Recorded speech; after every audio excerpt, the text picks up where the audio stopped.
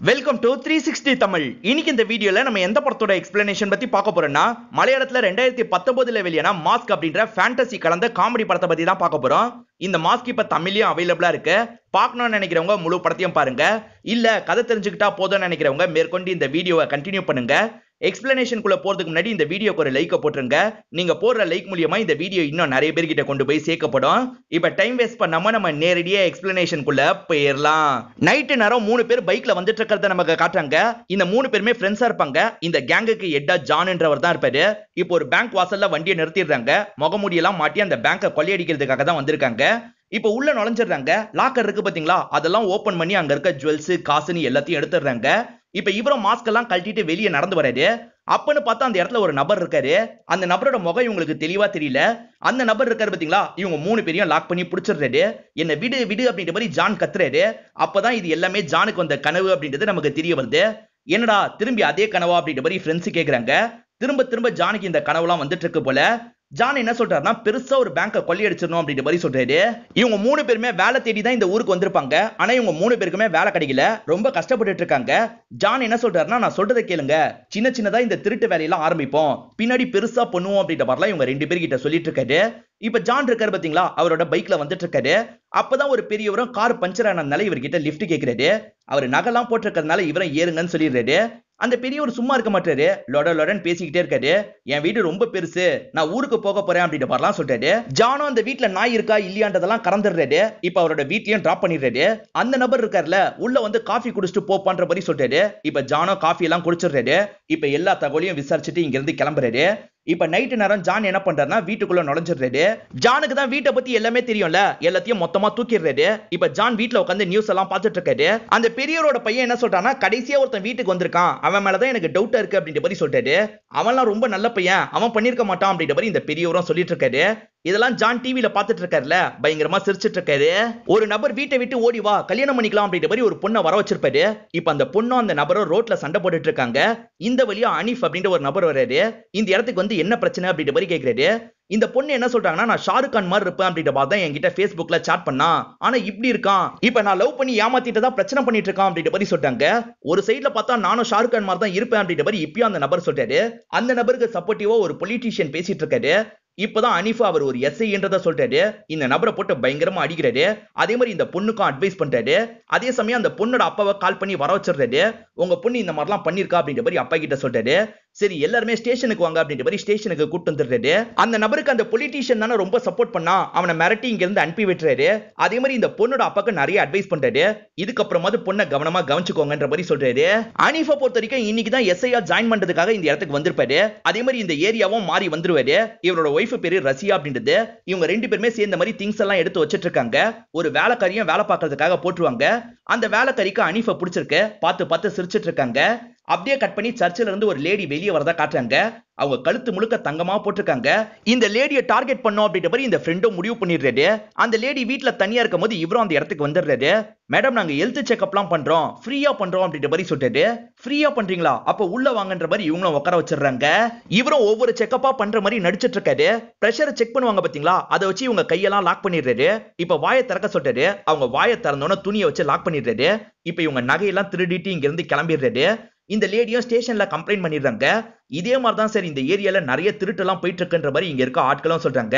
அதான் நான் வந்துட்டேன்ல, இதுக்கப்புறம் இந்த இடத்துல எப்படி திருட்டு நடக்குதுன்றத பாக்குறேன் அப்படின்ற மாதிரி சொல்றாரு. இப்ப ஜானும் நைட்டு நேரம் ஒரு வீட்டுக்குள்ள வராரு. நாய் இருக்கான்றதுக்காக சவுண்ட் கொடுத்தெல்லாம் பாக்குறாரு.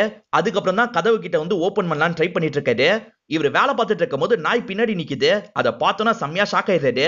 நீ இருக்கியான சவுண்ட் எல்லாம் கொடுத்து பார்த்தனே, அப்ப எதுவுமே ரியாக்ட் பண்ணாம இப்ப மட்டும் வந்துட்டியா அப்படின்ற மாதிரி கேக்குறாரு. இப்ப நாய்க்கு பயந்து வேகமா ஓடுறாரு.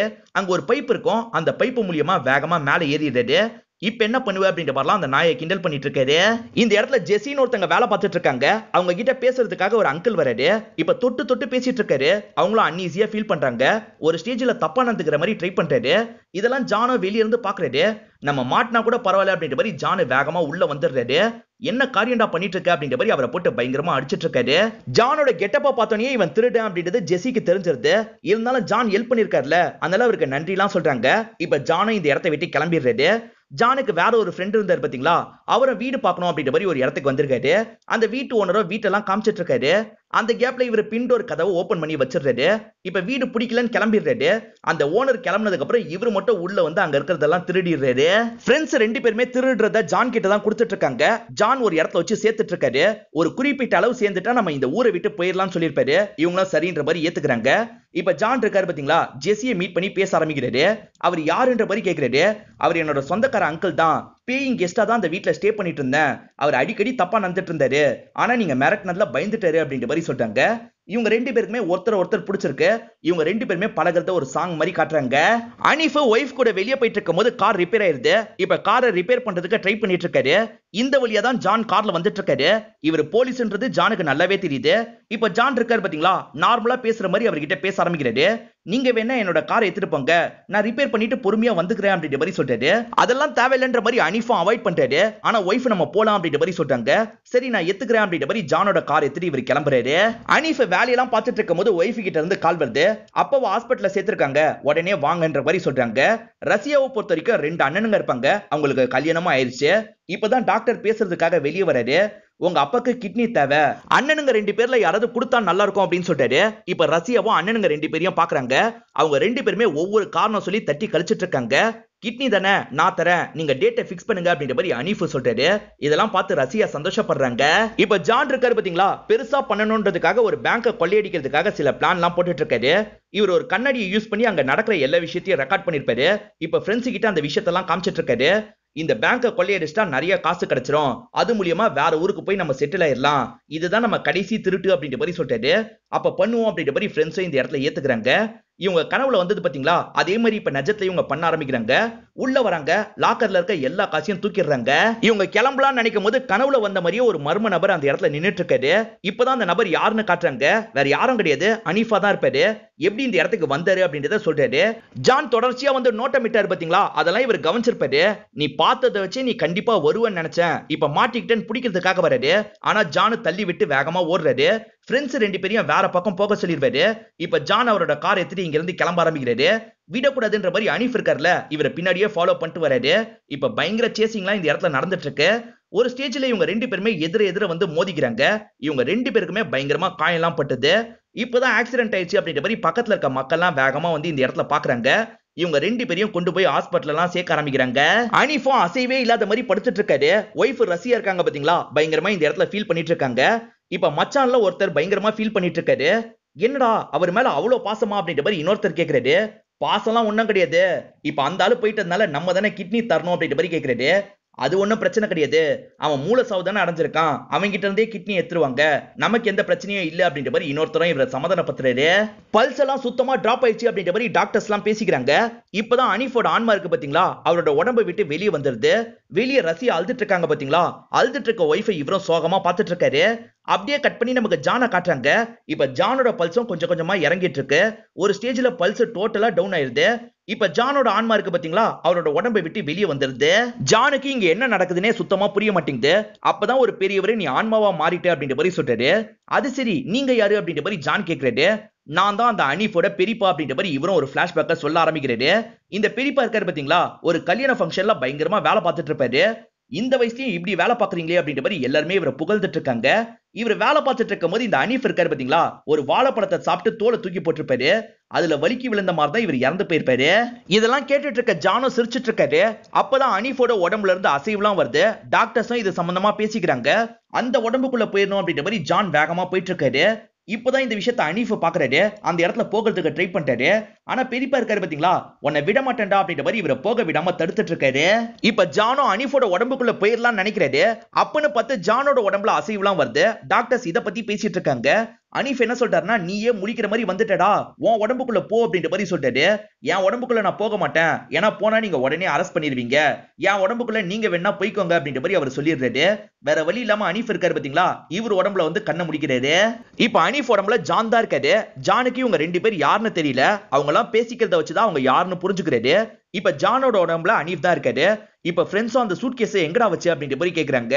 சூட்கேஸ எங்க வச்சன்றத மறந்துட்டேன் அப்படின்ற மாதிரி இவரும் சொல்றாரு. எது மறந்துட்டியா அப்படின்ற மாதிரி ஃப்ரெண்ட்ஸ் ரெண்டு பேருமே டென்ஷன் ஆயிட்டு இருக்காங்க. இப்ப ஜானோ வர வழியில ஒரு சர்ச்சை பாக்குறாரு. நான் பிரேயர் பண்ண போறேன்னு சொல்றாரு. எது இங்க பிரேயர் பண்ண போறீங்களா அப்படின்னு ரசியா கேக்குறாங்க. எனக்கு எல்லா மதமும் ஒண்ணுதான் அப்படின்ற மாதிரி இவரும் உள்ள போறாரு. அதே மாதிரி இந்த இடத்துல அனீஃப் இருக்காரு பாத்தீங்களா, மசூதியை பார்த்து பிரேயர் பண்றதுக்காக போறாரு. ஃப்ரெண்ட்ஸுக்கு ஒண்ணுமே புரிய மாட்டேங்குது. இந்த இடத்துல தான் படத்தோட இன்டர்வல போடுறாங்க. இந்த வீட்ல வேலைக்காரியா ஒருத்தங்க இருக்காங்க பாத்தீங்களா, அவங்களும் இவரை பார்த்து சிரிச்சுக்கிட்டே இருக்காங்க. இதுக்கு முன்னாடி பெருசா அனீஃப்லாம் ரியாக்ட் பண்ணிருக்க மாட்டாரு. ஆனா இவருக்கு ஒண்ணுமே புரியல. இவ எதுக்காக இப்படி சிரிக்கிறா அப்படின்ற மாதிரி பதிலுக்கு அவங்கள பார்த்து ஸ்மைல் பண்றாரு. அவங்களும் வெக்கப்பட்ட மாதிரி வேகமா வேற ரூமுக்கு போயிடுறாங்க. அனீஃபும் ஜான் எப்படி நந்துப்பாரோ அந்த மாதிரி நந்துக்க மாட்டாரு. கொஞ்சம் வித்தியாசமா நந்துக்கிறாரு. ஃப்ரெண்ட்ஸ்க்கும் ஒண்ணுமே புரியல. ஆக்சிடென்ட் ஆனதுல இருந்து இவனுக்கு ஏதோ ஆயிடுச்சு அப்படின்ற மாதிரிலாம் யோசிச்சுட்டு இருக்காங்க. இப்ப ஜானா வேலைக்கு போறதுக்காக ரெடி ஆயிட்டு இருக்காரு. இப்ப ஒய்ஃபும் தாங்கன்ற மாதிரி சொல்றாங்க. என்ன தரணும் அப்படின்னு புரியாம கேக்குறாரு. புரியாத மாதிரி நடிக்காதீங்க அப்படின்ற மாதிரி வேகமா இவங்களும் மொத்தம் தந்துட்டு போறாங்க.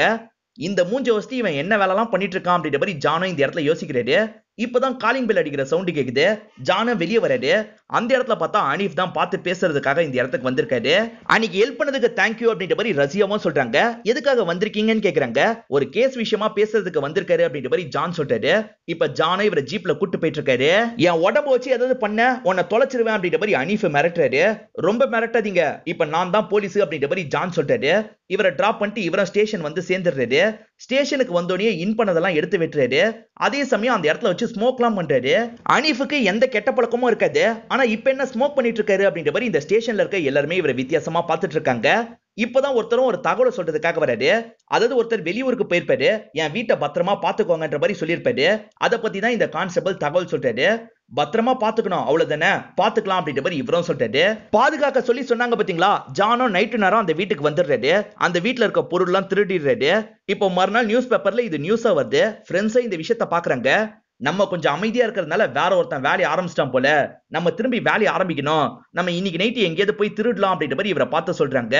எது திருட போறீங்களா, எனக்கும் இந்த திருட்டுக்கும் செட் ஆகாது அப்படின்னு சொல்றாரு. எது செட் ஆகாதா, அவ்வளவு திருடினியடா அப்படின்ற மாதிரி கேக்குறாங்க. அதெல்லாம் அப்ப, இதுக்கப்புறம் நான் திருட மாட்டேன்னு சொல்றாரு. கொஞ்ச நாளாவே ஹஸ்பண்ட் இவங்களை நெருங்கி வந்திருக்க மாட்டாரு. இத பத்தி எல்லாம் இவங்க இருக்காங்க பாத்தீங்களா, ஃப்ரெண்டு கிட்ட சொல்றாங்க. அதே மாதிரி குடிப்பழக்கம் வேற வந்துருச்சு அப்படின்ற மாதிரி சொல்றாங்க. நீ தான் கொஞ்சம் ஆட்டா ட்ரெஸ் பண்ணி செடியூஸ் பண்ணும் அப்படின்ற மாதிரி இந்த ஃப்ரெண்டும் ஐடியா கொடுக்குறாங்க. இப்ப சைட் டிஷ்லாம் எடுத்துட்டு வேலைக்காரி தான் அந்த ரூம்க்கு வராங்க. அவங்க பார்த்து சிரிச்சுன்னா இவரும் சடனா கையை பிடிச்சி இழுத்து மடியில உட்கார வச்சிடுறாரு. எனக்கு வெக்கமா இருக்கு, என்ன விடுங்க, அம்மா பாத்துற போறாங்கன்னு சொல்றாங்க.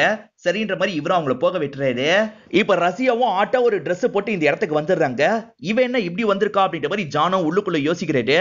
சாரி அனீஃப் சார், என்ன மன்னிச்சிருங்க, என்னால இதுக்கப்புறம் முடியாது அப்படின்ற மாதிரி சொல்றாரு. இப்ப இவர் இருக்காரு பாத்தீங்களா, அவங்கள கட்டி பிடிச்சு அவங்க கூட ரொமான்ஸ் எல்லாம் பண்ண ஆரம்பிக்கிறாரு. இந்த எல்லா விஷயத்தையும் ஆன்மாவா அனீஃப் வெளியே இருந்து பாக்குற மாதிரி நமக்கு காட்டுறாங்க. இப்பெல்லாம் அவன் பண்ணுவான்னு கொஞ்சம் கூட யோசிக்காம இந்த விஷயத்த பண்ணிட்டேன், என்ன மன்னிச்சிரு அப்படின்ற மாதிரி பெரியப்பாவும் சொல்றாரு. அவன் உடம்பு வாங்கிட்ட இருக்கல, அதை வச்சு நீ எதாவது பண்ணு அப்படின்ற மாதிரி சொல்றாரு. அனீஃப் ஃப்ரெண்ட்ஸ் கிட்ட சரியா பேசாம இருந்தார்ல, இப்ப அவங்க கிட்ட நார்மலா பேசுறாரு. நீங்க சூட்கேஸ பத்தி கேட்டீங்கல்ல, அந்த போலீஸ் துரத்திட்டு வரும்போது என்கிட்ட இருந்து அந்த சூட்கேஸ புடிங்கிட்டான், அவன் கிட்ட தான் அந்த சூட்கேஸ் இருக்கணும் அப்படின்ற மாதிரிலாம் சொல்லிடுறாரு. ஓஹோ, அவன் தான் எடுத்து வச்சிருக்கானா, தூக்கணும் அப்படின்ற மாதிரி ஃப்ரெண்ட்ஸ் யோசிக்கிறாங்க. இப்ப ஃப்ரெண்ட்ஸ் ரெண்டு பேருமே கான்ஸ்டபிள் மாதிரி வீட்டுக்கு வந்துடுறாங்க. ஐயா ஒரு ஃபைலை எடுத்துட்டு வர சொன்னாரு அப்படின்ற மாதிரி சொல்றாங்க. இவங்க உண்மையிலேயே கான்ஸ்டபிள் போல அப்படின்ற மாதிரி வேலைக்காரியும் உள்ள விட்டுறாங்க. இவங்க ரெண்டு பேருமே அந்த சூட்கேஸ தேடிட்டு இருக்காங்க. அப்போ ஒரு ஃப்ரெண்ட் என்ன பண்றாருன்னா, அங்க இருக்க ஒரு பொருளை திருடி பாக்கெட் குள்ள வைக்கிறாரு. இந்த விஷயத்தை வேலைக்காரி கவனிச்சிருவாங்க. இவனுங்க திருட்டு பசங்க போலன்னு புரிஞ்சுக்கிறாங்க. இப்ப வேகமா இதே ரூம்ல வச்சு கதவை சாத்திடுறாங்க. அதே சமயம் ஜானுக்கு கால் பண்ணி இந்த விஷயத்த சொல்றாங்க. ஓஹோ, அவன் தான் நம்ம ஃப்ரெண்ட்ஸை நமக்கு எதிராக திருப்பி விட்டுருக்கான் போல அப்படின்ற மாதிரி இவரும் யோசிக்கிறாரு. அந்த ஜான் சொல்லி தானே என்னோட வீட்டுல தேடி பார்க்கறதுக்காக வந்திருக்கீங்க, உண்மையிலேயே அந்த சூட்கேஸ ஜான் தான் வச்சிருக்கான், உங்களே ஏமாத்த பாக்குறான், நீங்க தான் கவனமா இருந்துக்கணும் அப்படின்ற மாதிரிலாம் இவங்களை குழப்பி விட்டுறாரு. ஒருவேளை ஜான் கிட்ட தான் இருக்குமா அப்படின்ற மாதிரி இவங்களும் யோசிக்கிறாங்க. வாங்கிட்டு தான் அந்த சூட்கேஸ் இருக்குன்றது எங்களுக்கு தெரிஞ்சு போச்சு, இதுக்கப்புறமா எங்களை ஏமாத்தணும்னு நினைக்காத, ஒழுங்கு மரியாதையா அந்த சூட்கேஸை எங்க வச்சிருக்கன்றத சொல்லு அப்படின்ற மாதிரி ஃப்ரெண்ட்ஸ் தொல்லை பண்றாங்க. இவரும் செம்மையா டென்ஷன் ஆயிடுறாரு. அதை எங்க வச்சன்றத மறந்து போயிட்டேன்டா, போதுமான்ற மாதிரி இங்க இருந்து கிளம்பிடுறாரு. கொஞ்ச நாளாவே இவர் வித்தியாசமா நடந்துக்கிறாருல, ஒரு நபரை வச்சு மந்திரிச்சு விட்டாதான் என்ன அப்படின்ற மாதிரி இவங்க ரெண்டு பேருமே யோசிக்கிறாங்க. அதுக்காக ஒருத்தரை வர வச்சிடுறாங்க. சூட்கேஸ பத்தி கேளுங்க அப்படின்ற மாதிரி சொல்லி தான் உள்ள அனுப்புறாங்க. இவரும் அடிக்கிற மாதிரிலாம் பக்கத்துல வந்துட்டு இருக்காரு. அடிக்கிற அடியில அவன் உண்மையை சொல்லிடுவான் அப்படின்ற மாதிரி ஃப்ரெண்ட்ஸ் யோசிக்கிறாங்க. இந்த நபரை பொறுத்த வரைக்கும் ஏற்கனவே அனீஃப் கிட்ட அடி வாங்கினவரா இருப்பாரு. ஒரு பொண்ணு கிட்ட தப்பா நடந்து ஸ்டேஷன்ல அடி வாங்கினவன் தானே நீன்னு சொல்றாரு. இதெல்லாம் எப்படி உங்களுக்கு தெரியும் அப்படின்ற மாதிரி அந்த நபர் கேட்கிறாரு. உன்னை அடிச்சதே நான் தான் அப்படின்ற மாதிரி சொல்றாரு. வெளியே என் ஃப்ரெண்ட்ஸுக்கு டவுட் வரக்கூடாது, அந்த மாதிரி மேனேஜ் பண்ணிட்டு கிளம்புறேன்னு சொல்றாரு. இவரும் சரின்ற மாதிரி வெளியே வந்துடுறாரு. சூட் கேஸ பத்தி ஏதாவது சொன்னா அப்படின்ற மாதிரி ஃப்ரெண்ட்ஸ் கேக்குறாங்க. இன்னும் கொஞ்சம் நாள்ல அவர் நார்மல் நிலைமைக்கு வந்துருவாரு, அதுக்கப்புறம் சூட் கேஸ் எங்க இருக்குன்றத அவரே சொல்லுவாருன்ற மாதிரி கிளம்பிடுறாரு. மச்சானுங்க ரெண்டு பேருமே ஆபரேஷன் விஷயமா பேசுறதுக்காக வராங்க. டாக்டர் ஆபரேஷனை பண்ணலாம்னு சொல்லிட்டாரு அப்படின்ற மாதிரி இவரை பார்த்து சொல்லிட்டாங்க. கிட்னி எல்லாம் கிடைச்சிருச்சா அப்படின்ற மாதிரி ஜானும் கேக்குறாரு. நீங்க தானே தரதாவே சொல்லிருக்கீங்க அப்படின்ற மாதிரி இவங்க ரெண்டு பேருமே சொல்றாங்க. எது நான் தரதா சொல்லிருக்கேனா? பசங்க நீங்க ரெண்டு பேர் இருக்கும் போது நான் எதுக்காக தரணும் அப்படின்ற மாதிரி கேக்குறாரு. ஆனா நீங்க தானே தரதா சொன்னீங்க அப்படின்ற மாதிரி ரஷ்யாவும் கேக்குறாங்க. நான் சொல்லியிருந்தாலும் சரி, இப்ப என்னால தர முடியாது அப்படின்ற மாதிரி எந்திரிச்சு போயிடுறாரு. இப்ப இந்த ரெண்டு ஃப்ரெண்ட்ஸுக்கு ஜெசி மேல டவுட் வருது. இவன் லவ் பண்ணது ஜெசிய தானே, அவகிட்ட தந்திருக்க வாய்ப்பு இருக்குன்னு யோசிக்கிறாங்க. இப்ப ஜெசிய பாக்குறதுக்காக அவங்க வேலை பார்க்குற இடத்துக்கு வந்துடுறாங்க. அவன் உன்கிட்ட ஏதாவது தந்தானா அப்படின்ற மாதிரி கேக்குறாங்க. என்ன தந்தான்? எதுவுமே தரலையே அப்படின்ற மாதிரி சொல்றாங்க. இப்ப அனீஃபா நியூஸ பாத்துட்டு இருக்காரு. நிறைய வீட்டுல திருட்டு போறத பத்தி சொல்றாங்க. கண்டிப்பா அந்த ஜானோட வேலை அப்படின்றத இவர் புரிஞ்சுக்கிறாரு. ஜான் ஸ்டேஷன்ல விளையாடிட்டு இருக்கும் போது இவரும் பேசுறதுக்காக வந்துடுறாரு. நீ தான் இதெல்லாம் பண்றேன்னு எனக்கு தெரியுது, இதை இதோட நிறுத்திக்கோ அப்படின்ற மாதிரி சொல்றாரு. அவ்வளவு சீக்கிரம் இந்த விஷயத்த நிறுத்த மாட்டேன், உங்களால முடிஞ்சதை பண்ணிக்கோங்க அப்படின்ற மாதிரி ஜானோ சொல்லிடுறாரு. ஜான் உள்ள வச்சு பேசினாரு பாத்தீங்களா, இதெல்லாம் கான்ஸ்டபிள் அரையும் குறையுமா கேட்டிருப்பாரு. இவன் மேல ஏதோ சந்தேகமா இருக்கு, ஃபாலோ பண்ணணும்னு நினைக்கிறாரு. இப்ப நைட்டு நேரம் ஜான் இருக்காரு பாத்தீங்களா, இவரோட சீனியர் வீட்லயே திருடுறதுக்காக வந்துடுறாரு. இவர் எதுக்காக இங்க வந்திருக்காரு அப்படின்ற மாதிரி கான்ஸ்டபிளும் வெளியே இருந்து கவனிக்கிறாரு. வந்த ஜான் இருக்காரு பாத்தீங்களா, நகையெல்லாம் அந்த இடத்துல திருடிட்டு இருக்காரு. இத உடனே ரெக்கார்ட் பண்ணும் அப்படின்ற மாதிரி இவரும் கேமராவை செட் பண்ணி ரெக்கார்ட் பண்றாரு. ஆனா திருடி முடிச்ச ஜான் இவருக்கு பின்னாடி வந்து நிக்கிறாரு. இப்ப துணியை வச்சு இந்த கான்ஸ்டபிள மயக்கமாக்கிறாரு. அதே மாதிரி அவர் எடுத்த வீடியோ டெலீட் பண்ணிடுறாரு. திரும்பி ஒரு வீடியோ செட் பண்ணி அந்த இடத்துல வச்சிடுறாரு. காலையில சீனியர் வெளியே வந்து பார்க்கும் போது தான் இந்த கான்ஸ்டபிள் மயங்கி இருக்கிறத கவனிக்கிறாரு. இப்ப வீட்டுல நகைலாம் வேற காணாம இருக்குல்ல, என்னடா பண்ண, ஒழுங்கா சொல்லு அப்படின்ற மாதிரி கேக்குறாரு. நான் எதுவும் பண்ணல, அனீஃப் தான் திருடினாரு அப்படின்ற மாதிரி வீடியோவை காட்டுறாரு. பார்த்தா அவங்க ரெண்டு பேர் படுத்து தூங்குற வீடியோ தான் இருக்கு. நாங்க தூங்குறதை எங்களுக்கு தெரியாம ரெக்கார்ட் பண்ணிருக்கியா அப்படின்ற மாதிரி சீனியர் கோவப்பட்டு மேற்கொண்டு இவர் அடிச்சிட்டு இருக்காரு. அப்ப ஜான் இருக்கார்ல, சார் அவன் ஏதோ உளறிட்டு இருக்கான், நான் சீக்கிரமா குற்றவாளியை கண்டுபிடிக்கிறேன் அப்படின்ற மாதிரிலாம் சொல்லிட்டு இருக்காரு.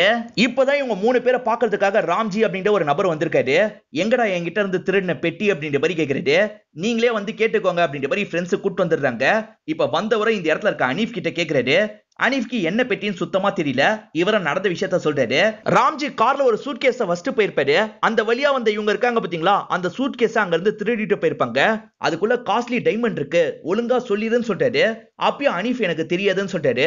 இது வேலைக்காவது அப்படின்ற மாதிரி இவங்க எல்லாரையும் கார்ல போட்டு கூட்டு வந்துட்டு இருக்காரு. ராம்ஜி கையில வச்சிருக்க கன்னை வச்சுதான் மிரட்டிட்டு இருக்காரு. இது உண்மையான கன்னா அப்படின்ற மாதிரி ஃப்ரெண்ட்ஸ் ரெண்டு பேருமே கேக்குறாங்க. இவரை வெளியே பார்த்த மாதிரி ஷூட் பண்ணி உண்மையான கன்ன்றத ப்ரூவ் பண்றாரு. இப்ப ஃப்ரெண்ட்ஸ் ரெண்டு பேருமே ரொம்ப பயப்படுறாங்க. மச்சான் தயவு செஞ்சு அவங்க கிட்ட சொல்லிடுறா, இல்லனா சாவடிச்சிருவான் அப்படின்ற மாதிரிலாம் சொல்றாங்க. இப்ப அனீஃபுக்கு என்ன சொல்றதுன்னு தெரியல. பேசாம அவனை கோர்த்து விட்டுருவோம் அப்படின்ற மாதிரி யோசிக்கிறாரு. அந்த அனீஃப் கிட்ட தான் எல்லாமே இருக்கு, நீங்க அவங்க கிட்ட வேணா வாங்கிக்கோங்க அப்படின்ற மாதிரி சொல்றாரு. இப்ப ராம்ஜியும் ஆட்களும் சேர்ந்த மாதிரி அவரோட வீட்டுக்கு வந்துடுறாங்க. அங்க இருக்க வேலைக்காரியும் நீங்க யாரு அப்படின்ற மாதிரிலாம் கேட்டுட்டு இருக்காங்க. அமைதியா இருக்கணும் அப்படின்ற மாதிரி இவங்களும் கன்னை காமிச்சு மிரட்டுறாங்க. சூட்கேஸ் ஏதாவது கிடைக்குமா அப்படின்ற மாதிரிலாம் தேடி பார்த்துட்டு இருக்காங்க. அந்த சமயம் ரஷ்யாவும் வந்து இவங்க கிட்ட மாட்டிக்கிறாங்க. ராம்ஜியும் கால் பண்ணி ஜான் கிட்ட பேசுறாரு. உன் ஒய்ஃபும் உன் வீட்டு வேலைக்காரியும் என் கஸ்டடியில தான் இருக்காங்க, உயிரோட வேணும்னா இந்த இடத்துக்கு வான்ற மாதிரி போட்டோலாம் அனுப்பிடுறாரு. இவரும் அந்த போட்டோல இவங்க ரெண்டு பேரை பாக்குறாரு. அந்த இடத்துல ரெண்டு ஃப்ரெண்ட்ஸும் மாட்டிட்டு இருக்கிறது இவருக்கு தெரியுது. ஃப்ரெண்ட்ஸை காப்பாத்தவாது அந்த இடத்துக்கு போய் தான் ஆகணும் அப்படின்ற மாதிரி இவரும் இங்க இருந்து கிளம்ப ஆரம்பிக்கிறாரு. அந்த சூட்கேஸை எங்க வச்சிருக்கன்னு ஒழுங்கா சொல்லு அப்படின்ற மாதிரி ராம்ஜி கேக்குறாரு. வந்த ஜான் இருக்காரு பாத்தீங்களா, அனீஃப் கிட்ட தான் இருக்குன்ற மாதிரி சொல்றாரு. அனீஃப் இவங்க கிட்ட தான் இருக்குன்னு சொல்றாரு. இந்த மாதிரி இவங்க ரெண்டு பேருமே மாத்தி மாத்தி சண்டைலாம் போட்டுட்டு இருக்காங்க. இவங்க ரெண்டு பேர் சண்டை போட்டுட்டு இருக்கும் போதுதான் இந்த இடத்துக்கு ஒரு நக்சல் கூட்டம் வருது. இந்த கூட்டத்தோட ஹெட்டா ஜக்குன்றவர் தான் இருப்பாரு. வந்தவரு ராம்ஜியை மிரட்டிட்டு இருக்காரு. உனக்கும் எனக்கும் என்ன பிரச்சனை அப்படின்னு ராம்ஜி கேக்குறாரு. இங்கதான் ஒரு பிளாஷ்பேக்கா நமக்கு காட்டுறாங்க. ஜக்கு இருக்காரு பாத்தீங்களா, காட்டு பகுதியில இவரோட ஆட்கள் கிட்ட பேசிட்டு இருப்பாரு. நம்ம எப்படிலாம் போராடணும் அப்படின்ற மாதிரி சொல்லிட்டு இருப்பாரு. அந்த சமயம் பார்த்து யாரோ இவரோட பேக்லயே ஷூட் பண்ணிடுவாங்க. ஷூட் பண்ணது யாருன்னு பாருங்கடா அப்படின்ற மாதிரி இவர் சொல்றாரு. ஆட்கள்லாம் ஓடி வந்து பார்க்கும்போது ராம்ஜி தான் ஷூட் பண்ணாருன்னு தெரிஞ்சிருக்கும். அதுக்காக தான் இந்த இடத்துக்கு வந்திருக்காங்கன்னு தெரிய வருது. இப்போ இந்த இடத்த வச்சு ரெண்டு குரூப்புமே பயங்கரமா சண்டைலாம் போட்டு ஆரம்பிக்கிறாங்க. இவங்க நினைச்சா உடம்ப மாறிக்கலாம் போல, இப்போ மாறிக்கலாம் அப்படின்ற மாதிரி பேசி இவங்க ரெண்டு பேருமே உடம்ப மாறிக்கிறாங்க. இப்ப ரெண்டு பேருமே இந்த இடத்துல ஆட்கள் கூட பயங்கரமா சண்டை போடுறாங்க. இவரு ஃப்ரெண்ட்ஸை காப்பாத்த ட்ரை பண்றாரு. அவர் அவங்க ரெண்டு பேரை காப்பாத்துறதுக்கு ட்ரை பண்றாரு. சண்டை போட்டுட்டு இருக்கும் போது ராம்ஜி என்ன சொல்றாருன்னா, உன் ஆபரேஷன் செலவெல்லாம் நானே பாத்துக்கிறேன், முதல்ல அந்த பெட்டியை நம்ம கண்டுபிடிக்கணும்னு சொல்றாரு. அதனால ஜக்குவும் சரின்னு ஏத்துக்கிறாரு. இவங்களும் இவங்களை மிரட்டலான்ற மாதிரி வராங்க. அதுக்குள்ள போலீஸ் மொத்தமா இந்த இடத்துக்கு வந்து எல்லாரையும் அரெஸ்ட் பண்ணி கூட்டு போறாங்க. ஜான் தான் கிளம்பி வரதுக்கு முன்னாடியே போலீஸ்க்கு தகவலை பாஸ் பண்ணிட்டு வந்திருப்பாரு. இப்ப இவங்க எல்லாருமே சேர்ந்த மாதிரி ஒரு ஹாஸ்பிட்டலுக்கு வந்துட்டு இருக்காங்க. ஒரு ரூம்ல ஜெசி இருக்காங்க. அவங்கள பாக்குறதுக்காக தான் வந்திருக்காங்க. இப்பதான் நடந்த விஷயத்த காட்டுறாங்க. ஜான் அந்த சேசிங் நடக்கும்போது ஜெசியை பார்த்து அந்த பெட்டியை தந்திருப்பாரு. நான் வந்து கேட்டா மட்டும் தான் தரணும்னு சொல்லியிருப்பாரு. ஜெசிக்கு ஒரு ஆக்சிடென்ட் ஆயிருக்கிறதா தெரிய வந்திருக்கும். அதனால தான் பாக்குறதுக்காக இந்த இடத்துக்கு வந்திருக்காங்க. இப்ப பேசுறதுக்கெல்லாம் ட்ரை பண்றாங்க. அங்க இருக்க டாக்டர் என்ன சொல்றாருன்னா, ஆக்சிடென்ட்ல இவங்களுக்கு பழசெல்லாம் மறந்து போயிடுச்சுன்னு சொல்றாரு. இது மறந்து போயிடுச்சா அப்படின்ற மாதிரி இவங்க பயங்கரமா ஷாக் ஆகுறாங்க. இதுக்கப்புறம் நமக்கு வேலை இல்லை அப்படின்ற மாதிரி அனீஃப் கிளம்புறாரு. இப்ப ஜானோட ஃப்ரெண்ட்ஸ் ஜானை போட்டு பயங்கரமா திட்டுறாங்க. இவங்கெல்லாம் கிளம்பி போயிட்டாங்கன்னு தெரிஞ்சதுக்கு அப்புறம் தான் ஜெசி கண்ணை முடிக்கிறாங்க. அவங்க எல்லாம் போயிட்டாங்கல்ல அப்படின்ற மாதிரி டாக்டரை பார்த்து கேக்குறாங்க. போயிட்டாங்க அப்படின்ற மாதிரி டாக்டரும் சிரிச்சுக்கிட்டே சொல்றாரு. இப்பதான் ஜெசியை பத்தி நமக்கு காட்டுறாங்க. ஜெசியை பொறுத்த வரைக்கும் ஏமாத்து பேர் வெளியா இருப்பாங்க. ஜானை எப்படியாவது சமயம் பார்த்து ஏமாத்தணும்னு நினைச்சிருப்பாங்க. அவரே வேற பெட்டி தந்திருப்பாரு. அதனால ஈஸியா ஏமாத்திடுறாங்க. இப்ப ஜானோ ஃப்ரெண்ட்ஸும் திரும்பி ஆரம்பத்துல இருந்து திருடுவோம் அப்படின்ற மாதிரி ஒவ்வொரு வீடா புந்து திருடலாம் ஆரம்பிக்கிறாங்க. சார் திரும்பி வீட்டுல எல்லாம் திருட்டு போக ஆரம்பிக்குது அப்படின்ற மாதிரி ஆட்கள் அனீஃப் கிட்ட சொல்றாங்க. அவனுங்களா தான் இருக்கும், பிடிக்கிறேன் அப்படின்ற மாதிரி இவரும் சொல்றாரு. இதோட இந்த படத்தை முடிச்சிடுறாங்க. இந்த படம் உங்க எல்லாருக்குமே பிடிச்சிருக்கும் நம்புறேன். இந்த வீடியோ உங்களுக்கு பிடிச்சிருந்ததுன்னா லைக் பண்ணுங்க, கமெண்ட் பண்ணுங்க, மறக்காம 360 தமிழ் சேனலை சப்ஸ்கிரைப் பண்ணுங்க. தொடர்ச்சியா இந்த மாதிரி வீடியோக்கள் வந்துகிட்டே தான் இருக்கும்.